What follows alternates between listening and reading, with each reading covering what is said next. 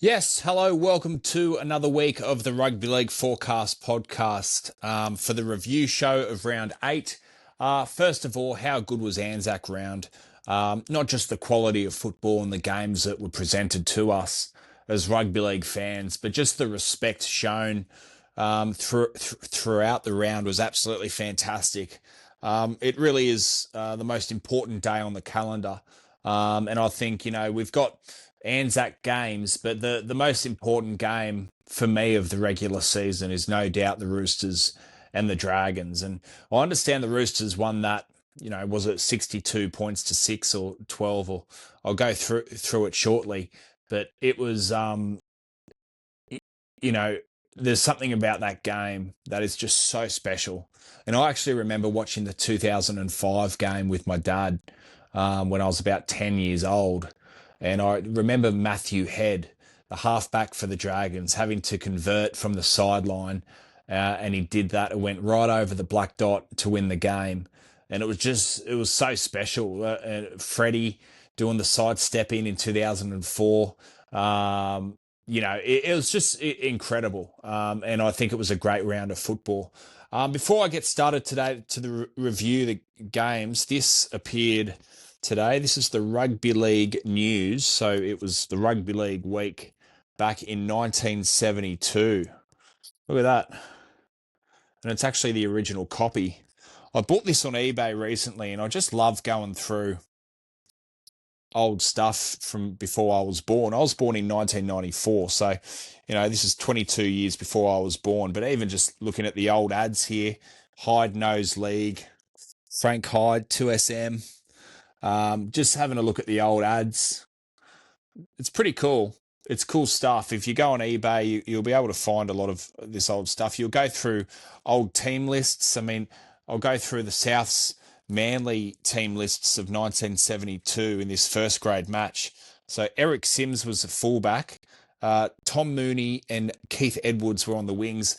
Ross Birrell and Bob Honan in the centres. Dennis Pittard and Bob Grant halves.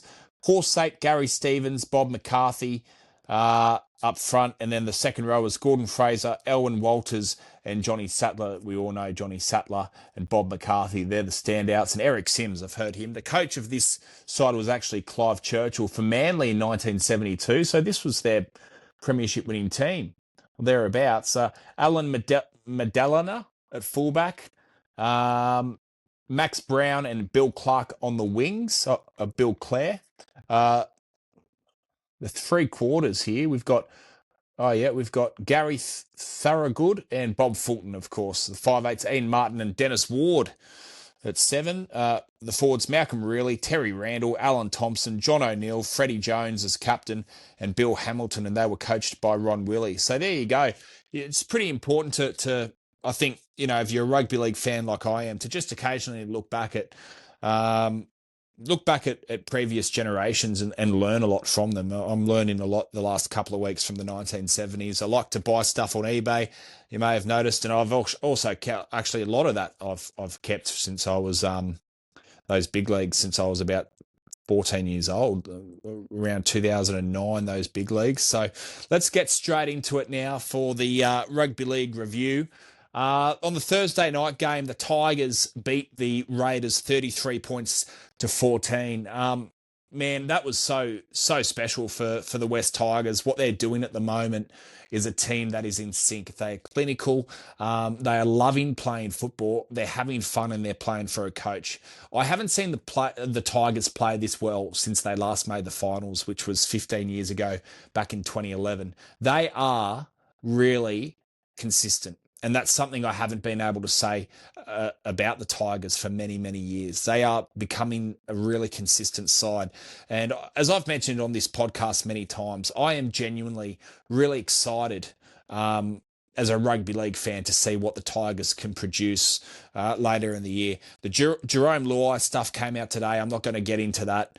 I want to focus on the positives with the Tigers. What the most important thing about this with the Tigers is, they led 10-0 and then the Raiders came back and took the lead. And normally we see the Tigers drop off in instances like that. They lose confidence, their heads go down, their body language is poor. And I think at stages over the last 15 years, there have been many games where the lead will be taken from them, and a lot of players have given up in the past wearing that jersey. Not this time. There is a real sense of not arrogance, but a healthy confidence within the side that this Tigers team haven't had for over a decade. And as a rugby league fan, it is genuinely absolutely fantastic to see what the Tigers are doing at the moment. For the Canberra Raiders, I'm really disappointed with Canberra at the moment, and I think the majority of rugby league fans would agree. And I think their fans would agree as well. To go from a minor premiership winning side to, if they beat Brisbane in that final, in that semi, I think they're in the grand final. I really believe that. And it was disappointing without a doubt, but I think just what's really got me about Canberra is how disappointing their defence has become. Even two weeks ago, they went to Perth and beat South Sydney, but, they allowed South to score 32, 34, points, really. And I think Canberra, unfortunately, this year, last year, what really helped Canberra was Jamal Fogarty, where you had that halfback, 31 years old. He wasn't a superstar halfback, but he was able to guide this young team around. You look at KO Weeks, he's around 23 years old.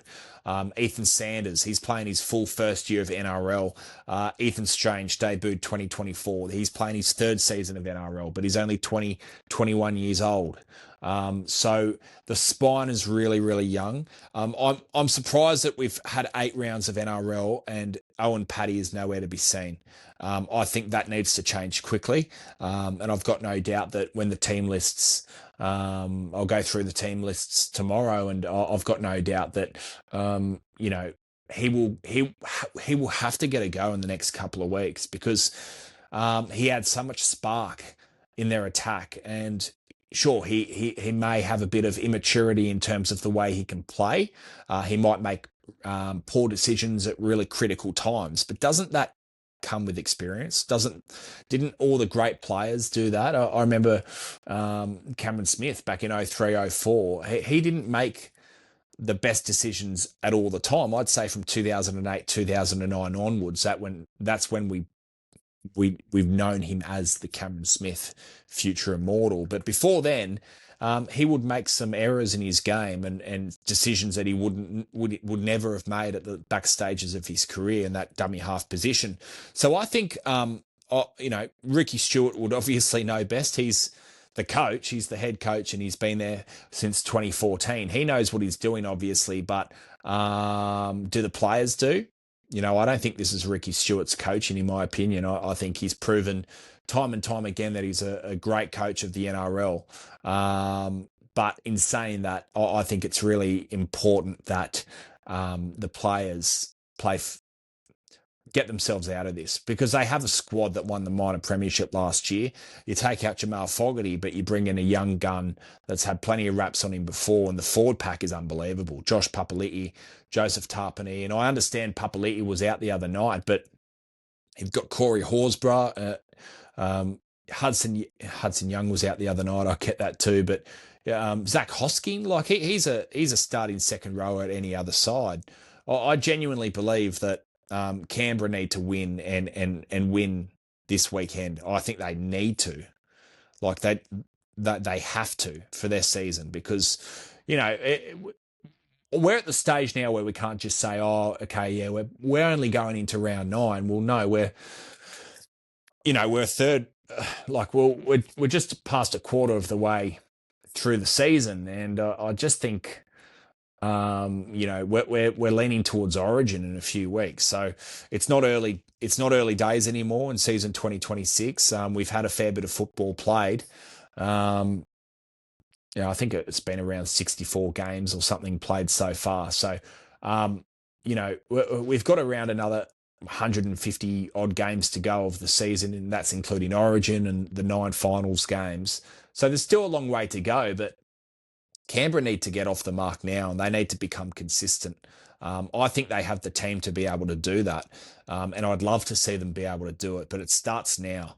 And I genuinely believe if they lose this week and they'd have 2 wins from 9 rounds, one of them was against Manly in round one, which, you know, I wouldn't say that they were lucky to win it, but they allowed Manly to score 14 points in 7 minutes, which is, it's not okay defensively. I think their discipline has been really poor in season 2026. And I think the other night too, their discipline, I think they, as good as the Tigers were and taking nothing away from the Tigers, I think they beat themselves as well, Canberra, through their errors, their lack of discipline, and just lack of experience in key positions. I think really hurt them in the end. But congratulations to the West Tigers winning that game, 33 points to 14. The next game was 6 p.m. Friday night between the Cowboys and the Sharks. Funny game, this one. It was a long game. I remember watching this thinking, this is just a long game. We just had so many tries scored in that game. I think it was a total of about 15 tries. The Cowboys winning that 46 points to 34. You know, how would you feel if you're a head coach of the winning side in this game? You take the 2 points any day of the week, but Todd Payton must be just thinking, like, we've won 5 of our last 6, and that's an amazing effort. It's an amazing achievement considering how the Cowboys started the season in Vegas, going into round 2. They lost round 2, and then they won 4 straight, lost to Manly, won the next one, which was this game. So overall, they've had a pretty good season, but unfortunately with the Cowboys, and like many other sides in the competition, unfortunately, it's becoming this mindset of we'll score more than you, which really takes away the beautiful thing about rugby league, which is defense orientated football, and mental toughness. And, I'm really concerned as a rugby league fan. And this game really, I'd heard it in the media a bit over the last few weeks going, it's a bit of a concern, the 6 agains and the fatigue that's setting into the game really early on, which is allowing these high points to be scored. But this game really shocked me in terms of how far the quality is still fantastic of rugby league, but how different the game is from, say, 2018 to now. So in the space of 8 years, it's almost like a completely different game. And, there was a game last year where Penrith beat the Bulldogs in the later stages of the year. I think it was 8 points to 6. And for me, that was just one of the most special games of the year because very rarely do we have a scoreline like this. For the Manly game, I think Manly were winning 7-6 with a field goal from Jamal Fogarty in the dying stages of the first half. And that was refreshing to see. Okay, we have both teams defending really well. I think it was great to see. But the Cowboys, congratulations to them. Look, their defense isn't great. Are they going to make a grand final, win a premiership playing like this? No. But they're winning. They're doing what they have to do now. And they've won 6 games out of 9. You've got to give credit to them. You just have to give credit to them. They're doing a lot right at the moment. And I understand the pressure was on Todd Greenberg, but I think the pressure should lay off a little bit, considering what he's done over the last 6 weeks. He's won 5 from 6 as a head coach, so that's a pretty good stat so early on in the year with how inconsistent football sides have been and scorelines as well. Congratulations to the Cowboys. Scott Drinkwater's absolutely fantastic in this game. I thought Reid Marnie, his inclusion back to the side was massive. Murray Talangi was strong. It felt long because the tries kept coming and the Sharks made me nervous. I tipped the Cowboys in this game, but the Sharks made me very nervous in the dying stages. In the last 15 minutes, they scored a couple and made me nervous.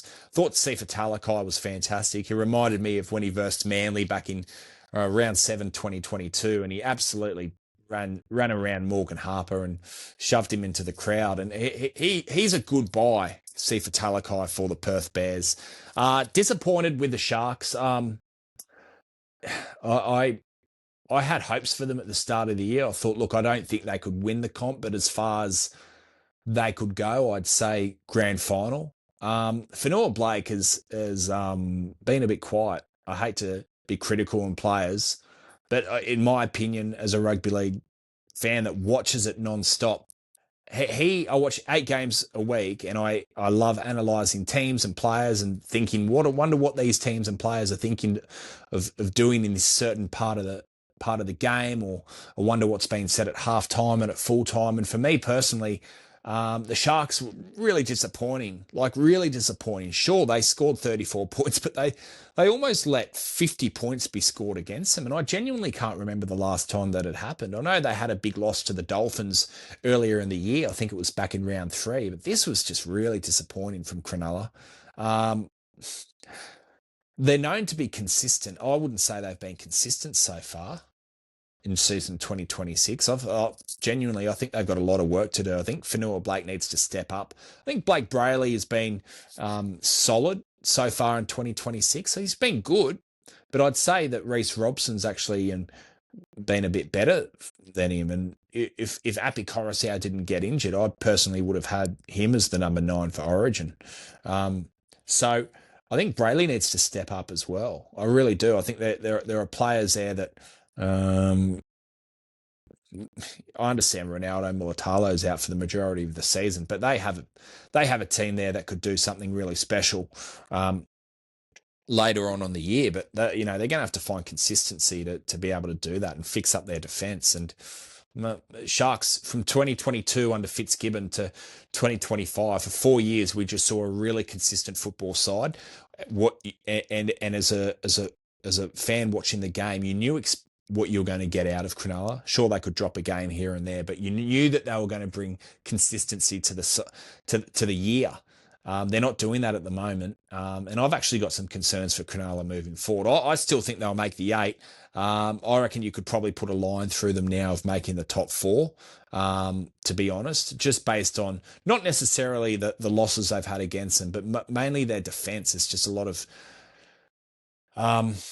their defence has been a bit poor, and I'm sure the fans would agree, they probably expected better, especially in this game, to have 46 points on from a team that many thought would struggle and not make the top 8 this year, and they may still not, but they've proved a lot of people wrong, the Cowboys, and I think the Sharks have done the same. It's just a flip-flop, but congratulations to the Cowboys winning that game by 12 points. The final game, the Broncos and the Bulldogs. Boy, oh boy, I'll start on the Bulldogs first. Stephen Crichton he didn't have his best night of football. We've all been there. Lachlan Galvin. I think it's probably time to bite the bullet now. I think you move Burton to the centres. Burton he comes in and out of games, doesn't he? And that was quite frustrating watching that the other night. He comes in and out of games. He's just not consistently on throughout the whole 80 minutes. And I think Burton either fullback or at centre. Stephen Crichton needs to stay at centre, but Lachlan Galvin needs to go to 6 now. I think you just bite the bullet and go, okay, Mitchell Woods come in.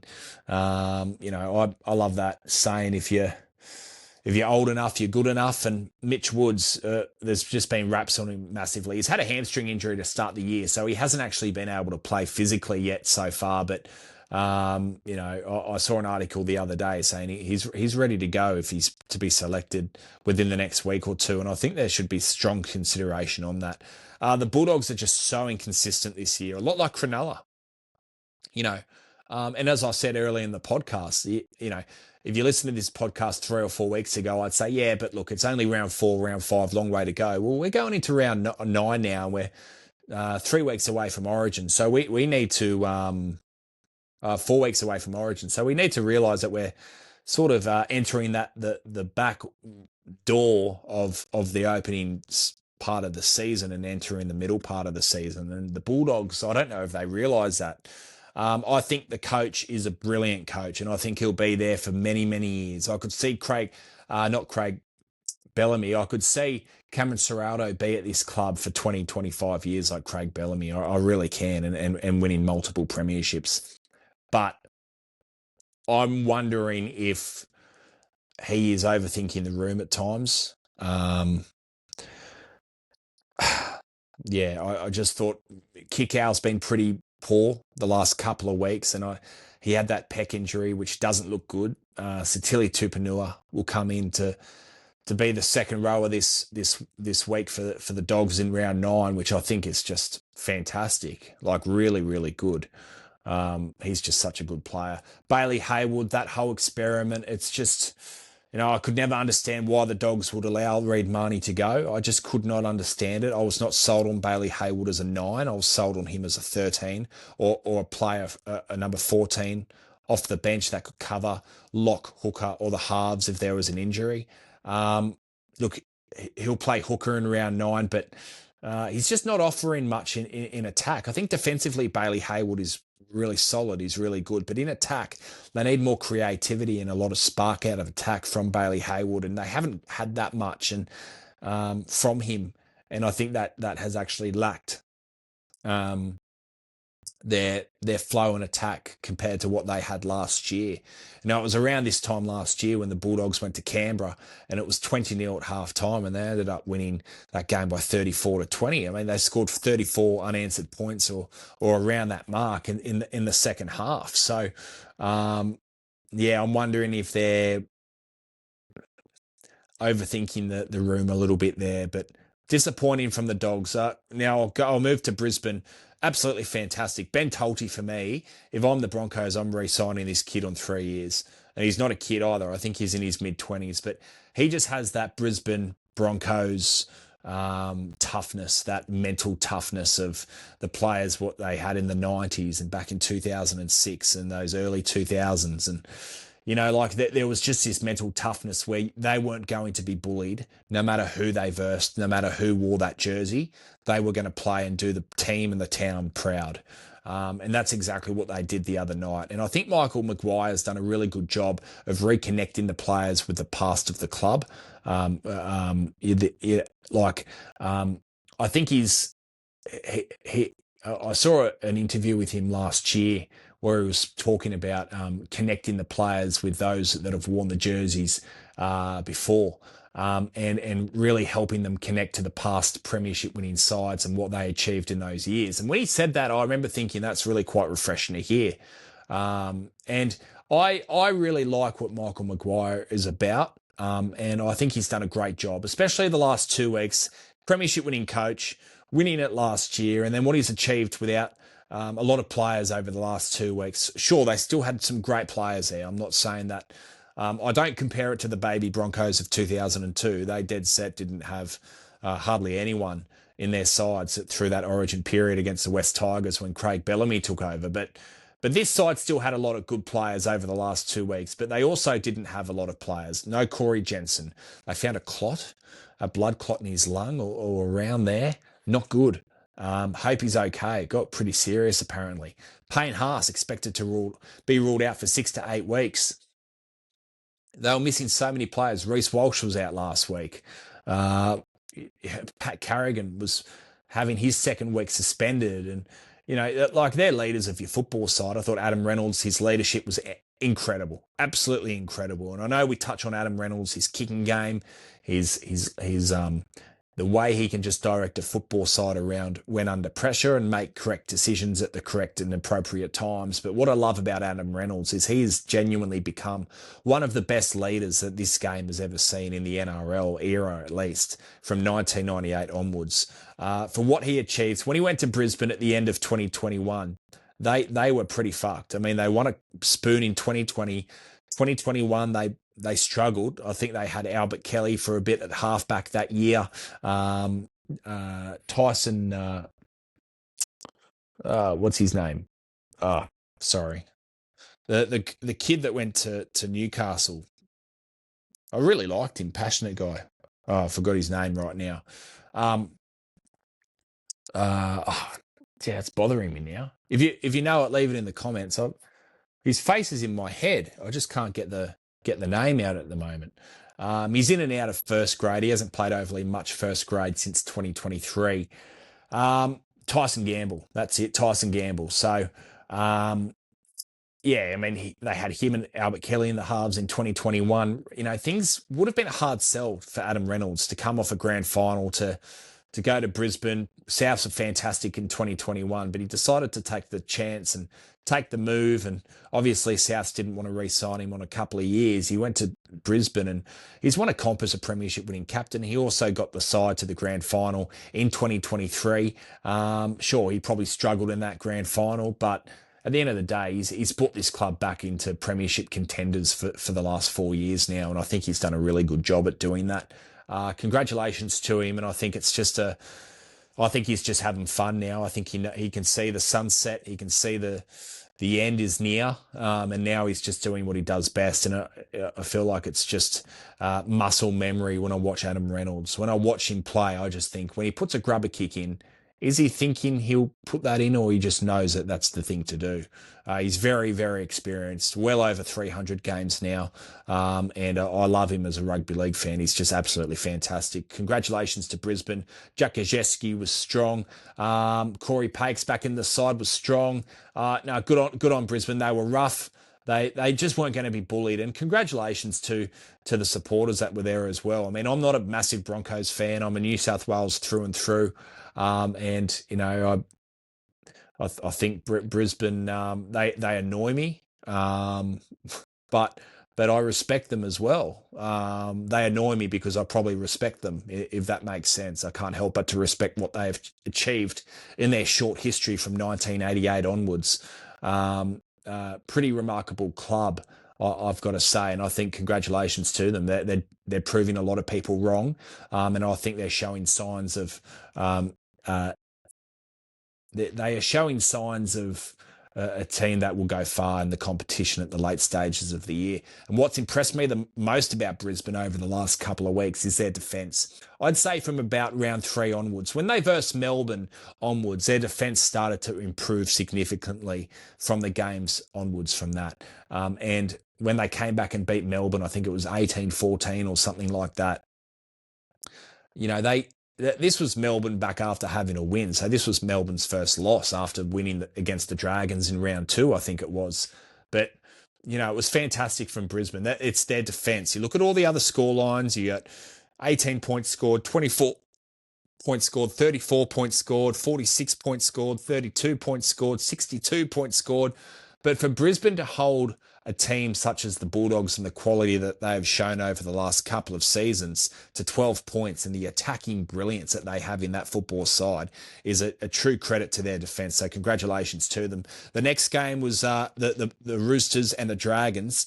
I've spoken about this at the beginning of the podcast and how special it is, this game. It's my favourite regular season game of the season, and that's coming from a Manly fan, and my team doesn't even play in this game. Just as a fan of the game, it really is just so special, and the respect shown from the crowd and the respect shown to the Anzacs and just respecting Anzac Day and the history, and it's just so special. It makes me quite emotional when I watch it, when they play the last post, and you've got a young kid there called Cade Reid that, you know, he struggled in defence. I think we can all admit that, but gee whiz, I thought he really gave it a crack. You know, I think he just went in there with the expectation of do your teammates around you proud and give your best. And I think that's what he did. I think deep down he probably knew they weren't going to win that game. And that might sound crazy.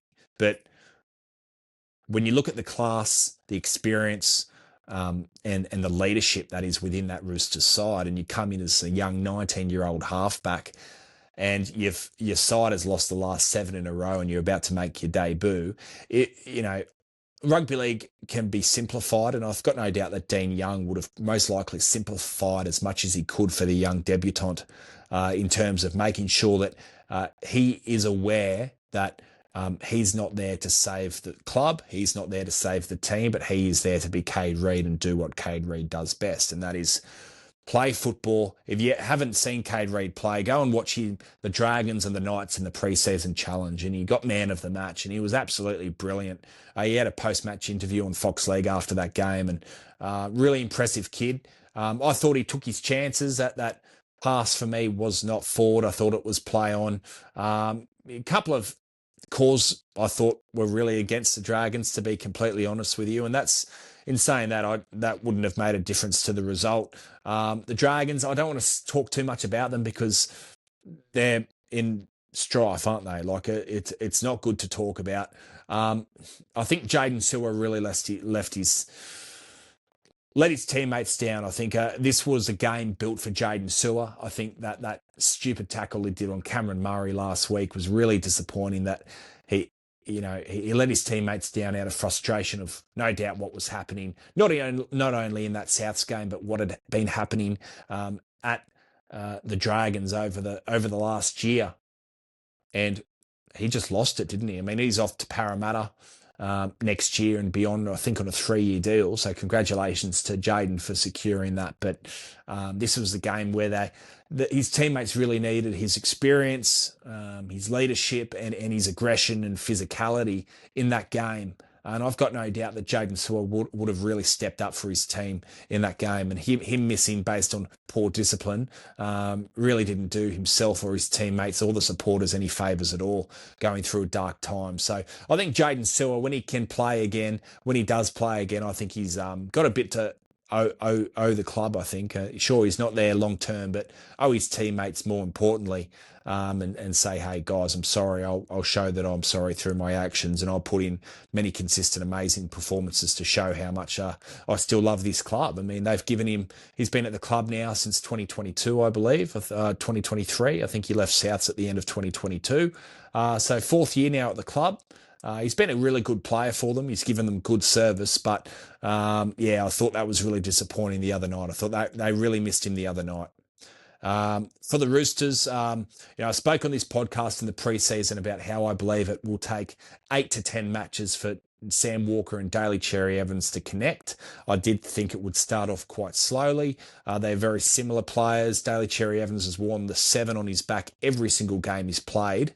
He's actually never worn another number apart from when he played for Australia in 2011. I think he wore the 6 on his back in a couple of games there in the Four Nations, but yeah, it just made sense, didn't it? I mean, I'm not Einstein to predict that was probably going to happen, but also I think it's fair to say that it just reminds me of Luke Keary and Cooper Cronk back in 2018. This 2026 side for the Roosters reminds me of 2018 in terms of it's a new start.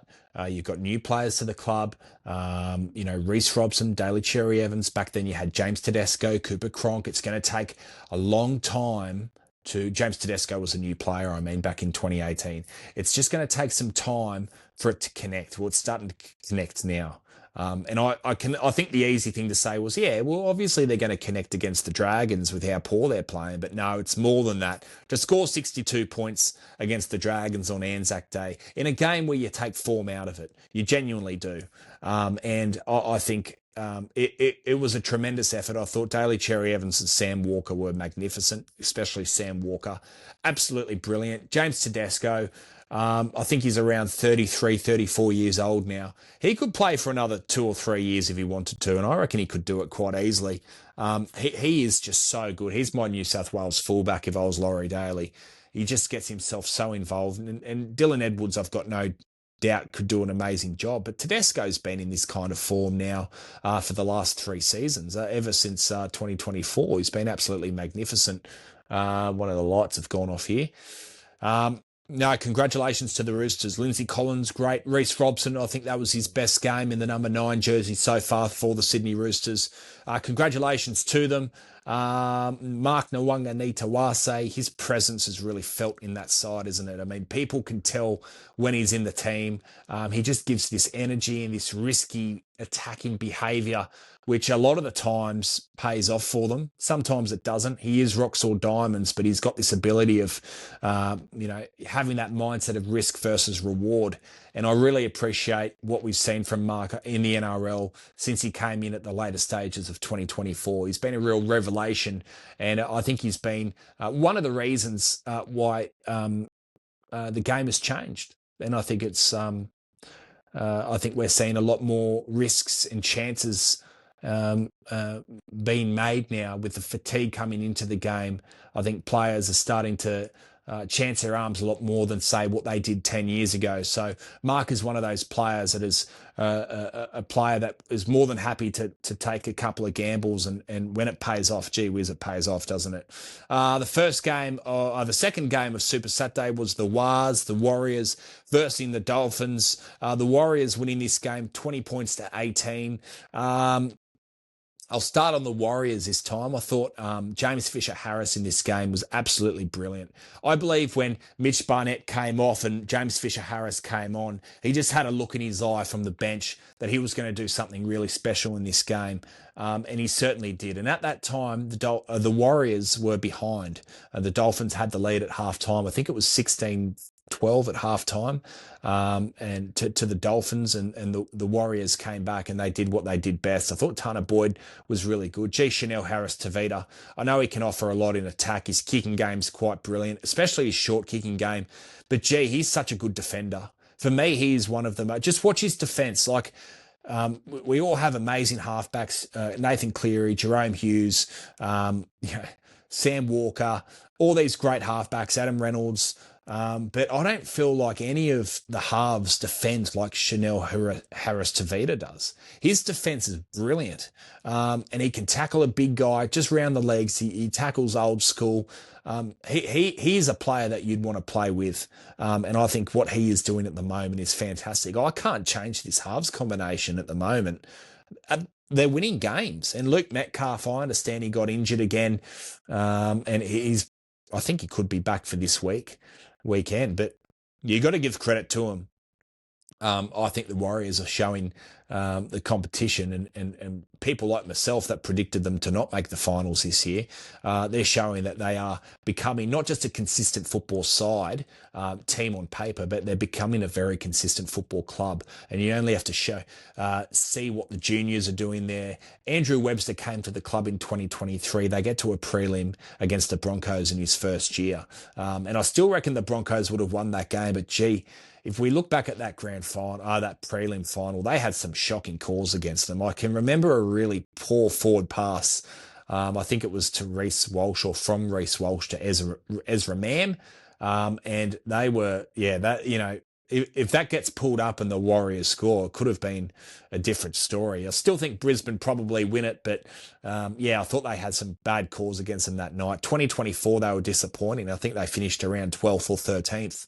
2025, they were back last year. I mean, like, I think they'd lost about 4 games until round 17, where Luke Metcalf got injured and did his ACL, and they just weren't the same team ever since. And Tanner Boyd came in and did a job. Still, they missed out on the top 4 and knocked out first week of the finals to Penrith. But in saying that, they did a tremendous job last year just to get as far as they did. Many people predicting them to get the wooden spoon after that game against Canberra and Vegas back in round 1, 2025 last year.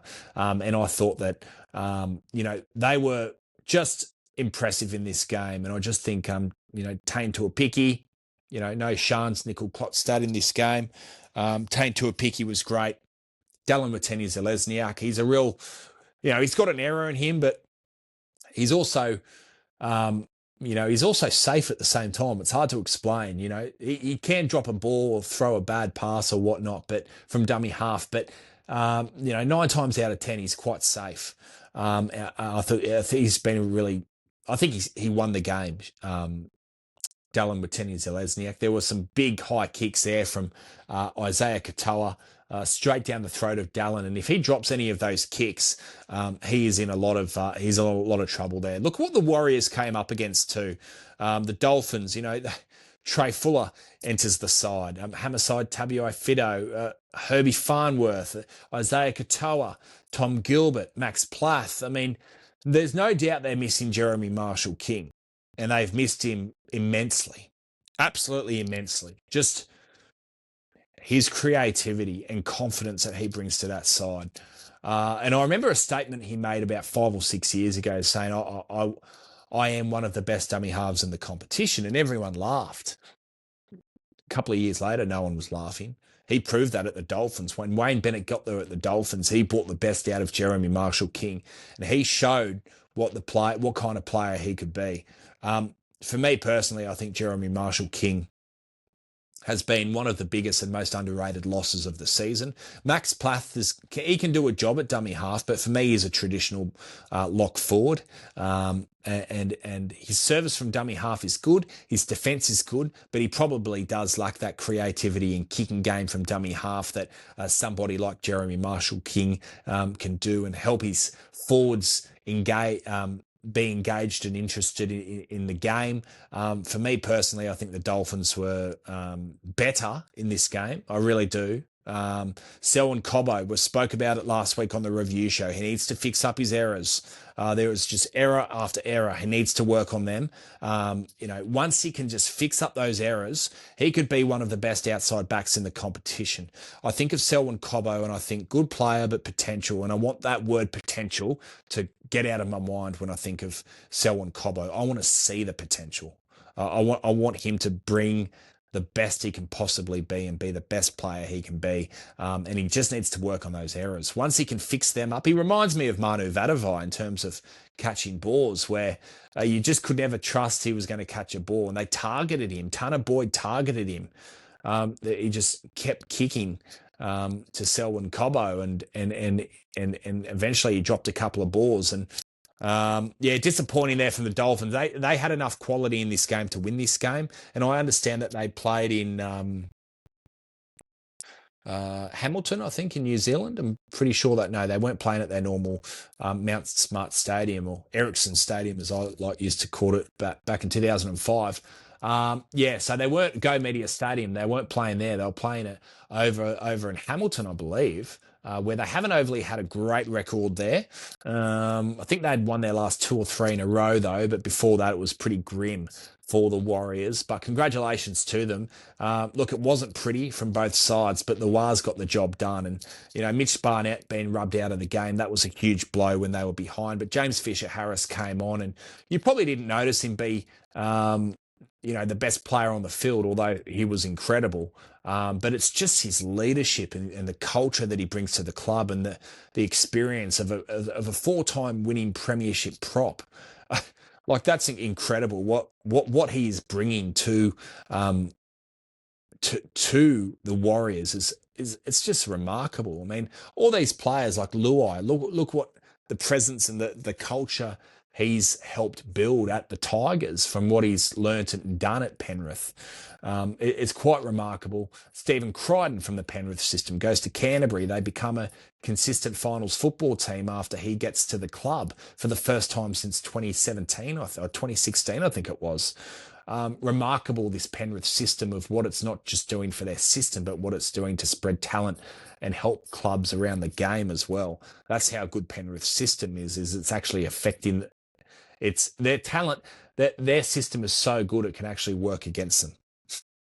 Like, it's brilliant, isn't it? Like, what they've achieved over there at Penrith. The next game we have, put the finger there. Souths 48, Storm 6. I was meant to put my finger that way and scroll it, but I put it straight over the camera, so that was good. 48 points to 6. The Melbourne Storm losing to South Sydney. I haven't heard enough in the media recently. All I've heard is, Wayne Bennett's press conference was disappointing. He should be happy.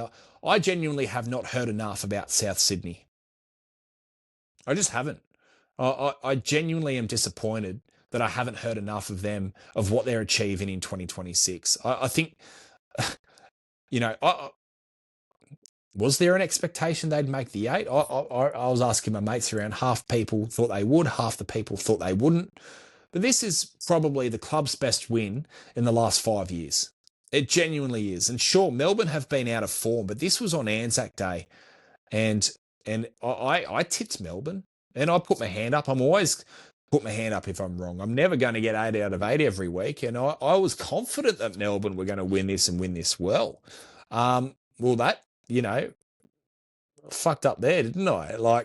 And that's okay. I'm more than happy to put my hand up. I did not see this coming at all.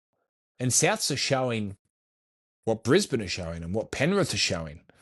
The top 3 sides of the competition at the moment are Penrith, Brisbane, and South Sydney. Because to a large degree what you're going to get out of these sides. Defensively good, Um, they've got depth. What Dufty is doing at South Sydney is quite incredible. Like quite incredible. He's so.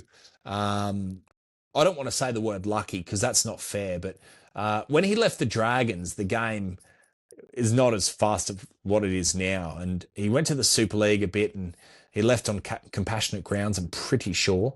Came back to the NRL, got an opportunity about 2 weeks before the Charity Shield. He spoke to Wayne and got an opportunity at the club. Didn't expect to play NRL this year. He's come in, done a brilliant job. Latrell Mitchell is he's a centre. He is a centre. Even when they moved him to fullback years ago, I could understand the move, but I didn't agree with it. He is just a centre. And I don't think we'll ever see him play fullback again. And I genuinely mean that. I just don't think he's fit enough to do the fullback stuff. And I think even Wayne Bennett would agree with that by not moving him to fullback and allowing Matt Dufty to go into that fullback position. Brilliant coaching from Bennett to realise that the presence of Latrell Mitchell on that left edge at centre needs to be there, and it needs to be. It's part of their attacking game plan. He's part of that back line. He is part of what they do, what they've been training for, what they've been planning for season 2026. I think Campbell Graham is a shout for State of Origin. I think that he should be talked enough a lot more. But I think South Sydney as a club need to be starting to be spoken about more seriously. I think they need to be mentioned a lot more in the media rather than focusing on media outlets I've heard and whatnot over the last couple of days, focusing on more on Wayne Bennett's disappointing press conference of not giving much. Well, nothing's changed over the last 30, 40 years. So let's focus on what was good, and that is what South Sydney were able to achieve against a Melbourne Storm that many people still predicted were going to win this game. Melbourne, on the other hand, I don't know. I can't believe that maybe I'm wrong. Maybe I'm wrong, but there's no way in the world I'm writing Melbourne off of making the finals. A couple of weeks ago, I said I think they could still win the comp. I'm pretty quickly realising that that's probably going to be wrong. But they were my pick at the start of the year to win the premiership. And I'm not going to flip and flop. I'm going to stick with it. Do I still agree with it? Probably not.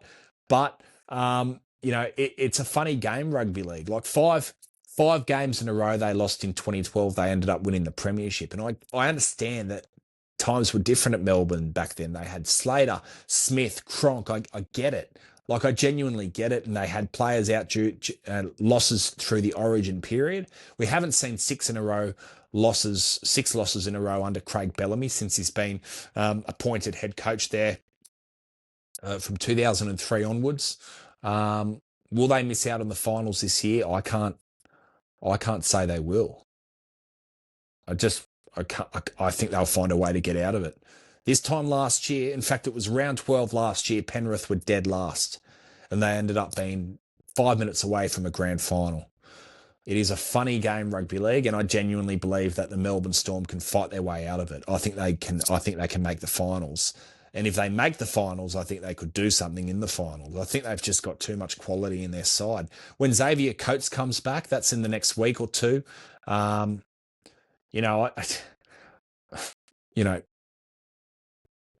me personally, Pappenhausen, I thought he was disappointing a bit last year. Lacked speed. And I get that sounds harsh because of the injuries he had, but when he announced he was leaving, I straight away thought, is he going to be a bigger loss than what we all think? Because this young kid, Falago, is fantastic. He's got some poor decisions in defence, and I think we can all recognise that. But in saying that, his attack is just, he can create something out of nothing.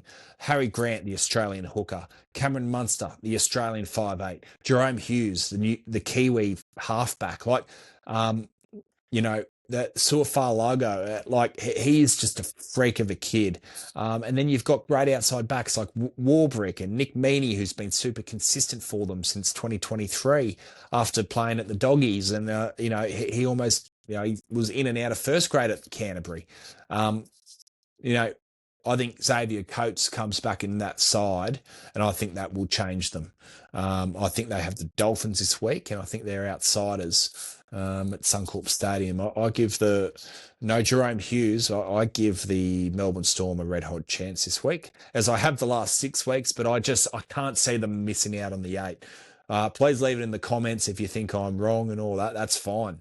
Please leave your opinions in there. I think I had my first bit of criticism on the podcast last week. Someone said something about Melbourne being you don't know what you're talking about, or Melbourne being smashing Souths. Haha, classic Manly fan. And I thought, well, wouldn't Manly fans back against Melbourne with the rivalry and how much Manly hate Melbourne and Melbourne hate Manly?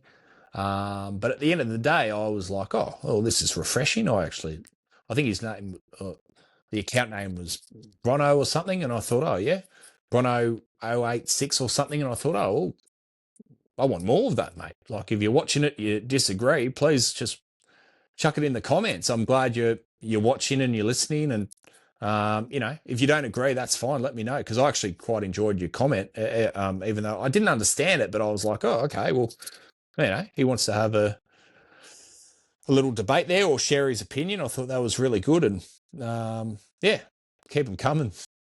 Don't go too hard though. No, seriously. No, jokes. All right. The next game, Parramatta, Panthers and Knights. I'll go through this one pretty quickly. The Knights just lacked class in this game. I thought Dylan Brown was really good in a side that lost. 44-12 was the score to Penrith in this game. And I just thought Trey Mooney was pretty poor in this game. That was not good, what happened there when he caught the ball and it got intercepted. I just thought they lacked class, and I think they didn't look fit. I thought Melbourne, we've always heard people say, Penrith are relentless. They are relentless. And we've seen it time and time again. But in this game, they were so relentless. Like, they are just saying, fuck the next 20 weeks. We want to play the grand final now. Like, that's how they're playing. They don't care who they're versing. They don't shy away from it. They will hunt you down, and they will absolutely embarrass you at a sold-out McDonald's Jones Stadium. They don't care where they're playing. They play their style of football where they are not intimidated by away crowds, and we have to respect what they are doing.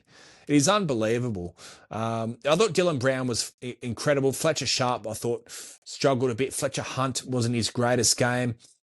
I think that was probably the first game where I thought they really did lack the middles. That was the concern going into the season. And I think they just got manhandled down the middle. I thought Phoenix Crossland, I thought was tough. Geez, a tough bugger. They had a go, Newcastle. They were just outclassed. And I don't want to say Newcastle were woeful, because I love the Knights, but they struggled. I thought James Schiller had some nice touches and some nice moments. He came on he replaced Greg Marzio, of course. But yeah, with the Knights, I think they're going to get some wins this year without a doubt. And I predicted them to get the spoon, and I'm more than happy to put my hand up and think that I'm most likely going to get that wrong, which is great. I genuinely love the Newcastle Knights. Luckily, I was too young to even witness or remember the 1997 grand final. I may feel differently if I actually witnessed or, watched it live or whatnot. I think I was only 2 or 3 years old at the time, and I was too young to understand or watch it. But I've started watching rugby league in 2001, 2002. And I've loved everything about Newcastle, what they're about, what their town, that work ethic, and how I remember going to games, watching Manly play in those dark years in the mid 2010s, 2015, 2016, back-to-back wooden spoons at Newcastle. I remember going to those years, watching Manly play. And that you looked at Manly's team on paper and thought, okay, well, we still got Jamie Lyons, Steve Matai, Matt Ballin, like Brett Stewart, Tommy Turbo on the wing, Jake at front row. Like, we've got a pretty decent side. And then you look at Newcastle's, it was really bad. Like, the team on paper was bad. Like, it was like really bad. But I was amazed of how the fans would always turn up. Like, it was just amazing. Well, I'd go back to Brookvale the following week, and we only had crowds of about 6 or 7,000 there through the dark days. So they are genuine supporters. They are genuine fans. And I genuinely want them to do well. I think they'll take a lot out of this game. I genuinely believe whoever loses to Penrith at the moment, they are above any side we've ever seen in the NRL competition. This early on, in the opening couple of months, they have been the best of the best. And I think no doubt a lot of teams will be battered and bruised after they verse Penrith. But in saying that, I think there's no doubt that teams will be learning more than, say, if they versed a Dragons or whatnot, to be completely honest with you. And that's with respect. Now, of course, the Gold Coast Titans had the bye this week. We'll go to the final game of the round between the Manly Sea Eagles and the Parramatta Eels. Defensively, both sides were really good in the first half. To have a halftime scoreline of 7-6 in favour of Manly was quite refreshing, with the amount of blowouts we've seen at half times in recent rounds to start the 2026 season. For me, Manly were good. Like, I thought they were good. I thought at times their attack wasn't flowing, especially in the first half. They just looked a little bit clunky, yet they found a way for their attack to start flowing. So they had to adapt to a new style of football pretty quickly. They were still playing straight up Fosball, as we all know, but they were looking clunky and they just weren't looking connected in attack, especially in the opening 20 minutes of the game. But all of a sudden, once they scored their second try, the confidence, the fans, it came into it. It was fantastic to see that sellout crowd at Brookie over the weekend. It's so good for the club. I'm really proud of what Manly are achieving at the moment, and I'm really proud that they have won 4 games in a row. It is genuinely, as a Manly fan, I think as a Manly fan, one of the best times to support them were obviously the premiership winning years, but 2021 as a Manly fan was brilliant. Like, that was so good. We lost the first 4, and then Tom gets Dally M, and then we go to a prelim final. And I think I remember looking at the odds after round 4 in 2021. I think we were favourites to get the spoon. And it was very similar this year after 4 weeks of football. I think we were second favourites to get the spoon, and now we've won 4 in a row. In 6th position on the ladder. I think what Manly did in this game too, I thought they defended really well. Sure, they've had injuries. Jermaine Hopgood. I thought Volkman, he's a good player. That try-saving tackle on Garrick was absolutely unbelievable. Ben Travojevic, his game has gone to another level. Every year I think, he's got some talent. He's a good player, but he's not the best player we've seen. He is living up to his potential at the moment. And what's really impressed me about Ben's defence under Kieran Foran especially is his defence has improved out of sight. He looks confident when tackling and reading defensive players at the moment. As under Seabold, I feel like he was restricted to one side of the field and was a bit sort of robotic in the way he could move. And it sounds funny, doesn't it? But I feel like he's more relaxed. That's how I'm trying to explain it. He seems more relaxed under Kieran Foran, not just the way he's attacking, because I believe he's always been a really good attacking back rower, even under Seabold. But in defence, he looks like he looks bigger, stronger. Physically, he looks a lot bigger this year. And I'm really happy for Ben and what he's been able to achieve. Manly, look at over the last 4 weeks, it wasn't their best performance, but it's a win and you take it. And I was really impressed with Tolu Kola. It's funny, I'm watching Manly play. I mean, Tom got injured last week against the Cowboys, but in the opening 20-25 minutes or so.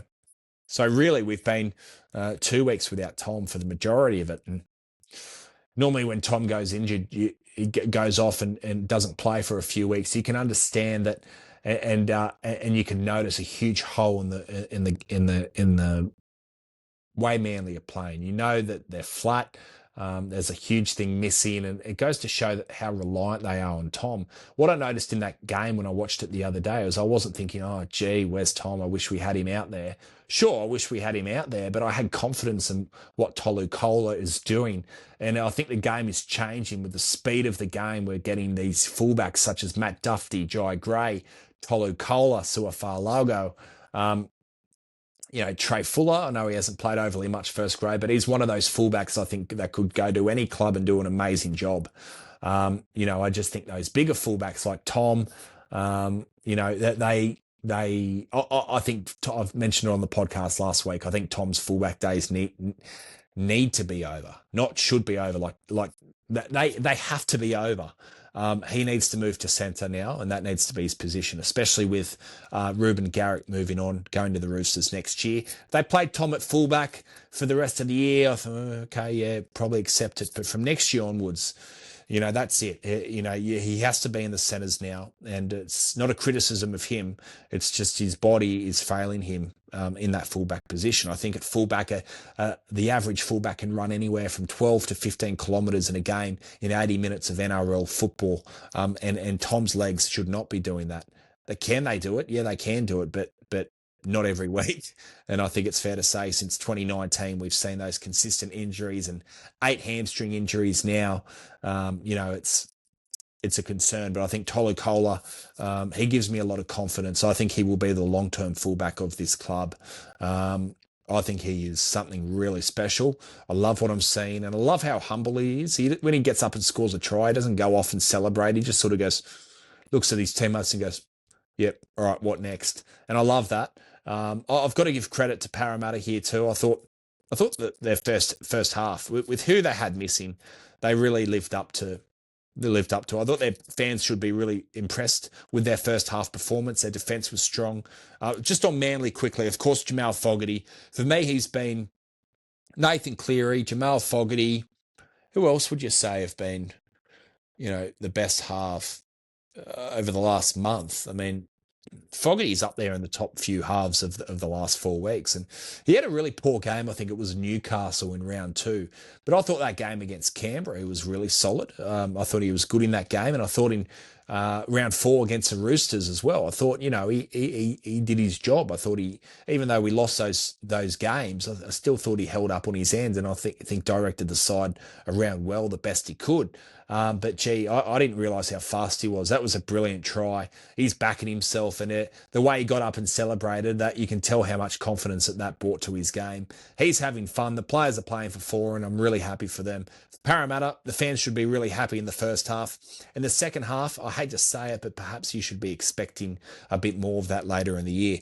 And it's not the players' fault. It's not the coach's fault. It's just genuinely poor, bad luck. It really is. That's what it comes down to. The injury to Dylan Walker. Walker came off. And yeah, Hopgood's, I can't tell you how many times I've said it on this podcast the last 3 weeks, what a big loss Jermaine Hopgood is. He's just a huge loss. Parramatta, Ronald Volkman, I think, has been really impressive the last 2 weeks. I knew he was a decent player. I didn't realise he was this good, actually. I think he's really shown that he could actually possibly be the future 5'8" of this club moving forward. I think they'll go with Joash Papali'i, who of course played fullback in this game. Another player they're missing, of course, is Isaiah Iongi. Brian Kelly against one of his former clubs, Manly, who he played with a couple of years in 2017 and 2018. He was back at Brookie. He's got an error in him, but gee, he's got some brilliance that comes out of nowhere. He just needs to work on his consistency, I believe. And I think Parramatta, Riley Smith, look, I think they did a good job, Parramatta, in the first half. They just sort of fell away at the back stages of the game in the second half. And I if I'm a Parramatta fan, I can't be too critical, especially after what they achieved last week against Canterbury. No one really was expecting Parramatta to win that game, and that's exactly what they did. I say congratulations to Parramatta for their first half performance, and they just lacked quality and class in that second half. And, I think they absolutely need to be deserved salary cap exemption from the NRL, because a couple of injuries, I think it was Matt Dury and Jermaine Hopgood, were from foul plays. Bailey Simonson, that was on Easter Monday. That was an accident from Luke Laulii, but he's out for the year as well. So I think there should be some strong consideration to the Parramatta club to get some salary cap exemption there, and go from there, because I think it's a real disadvantage. I get it's luck and you need luck, and bad luck doesn't help sides. Only look at South Sydney and Wayne Bennett back last year. They had the worst luck I've seen in rugby league history, to be honest, since I've been watching the game over the last 26, 27 odd years. But I genuinely believe Parramatta fans should be proud of what they're achieving. They won't win many games for the rest of the year, Parramatta, but they will win games. And when they lose games, I think the fans should be more focused on, okay, what are they doing right, which will help us in 2027. They will win games. I still believe they could win another 6, 7, 8 games for the rest of the year. I genuinely believe that. But they are showing some fight, and they are showing a will to not give in or give up. And there's a real trust within one another in their defence. And I understand they allowed 33 points to be scored against them. But in the first half, there was this defensive resilience that I really appreciated watching. Even though it was against Manly, I thought that they showed some ticker, with the lack of class they had on the field missing on the sideline. So that is the round 8 review of 2026. This is the Rugby League Forecast podcast. If you're listening on the Apple podcasts or Spotify, please follow the Rugby League Forecast podcast, or if you're listening on YouTube, please subscribe to the YouTube channel. Really helps me out, guys, and really appreciate you guys for listening. I had a look at one of the episodes last week, just as a final wrap up here. One of the episodes last week, and my sister Gemma said, "Oh, you know that show you did, the tips, the NRL tips?" And I said, "Yeah." She goes, "It's got almost 800 views." And I said, "What?" I said, "Did it?" I said, "Right, okay. Well, that can't be mum listening to that on repeat. People must be finally listening." But no, in saying that, I genuinely believe I genuinely appreciate every single one of you that listen to this podcast, because I'm trying to create a community that I want to create a respectful and safe community where people can feel safe of sharing their opinion on the greatest game of all, rugby league. I want people to feel safe. I want people to feel as though they can share their true and honest opinion without being attacked online. That toxic social media bullshit, I won't tolerate that on this podcast. And I genuinely believe that, we're just want to build this community so people can listen. 3 episodes a week. I'll be doing a bit more in the off season as well, commentating older grand finals and whatnot, and going through some classic sides and whatnot. But genuinely really appreciate and thank you. Genuinely thank you so much for all your support, kind messages. I'm getting a lot of them at the moment, and it really goes a long way. It really, I don't take it for granted. So thank you for listening to the Rugby League Forecast podcast. I really appreciate your support, guys. Cheers.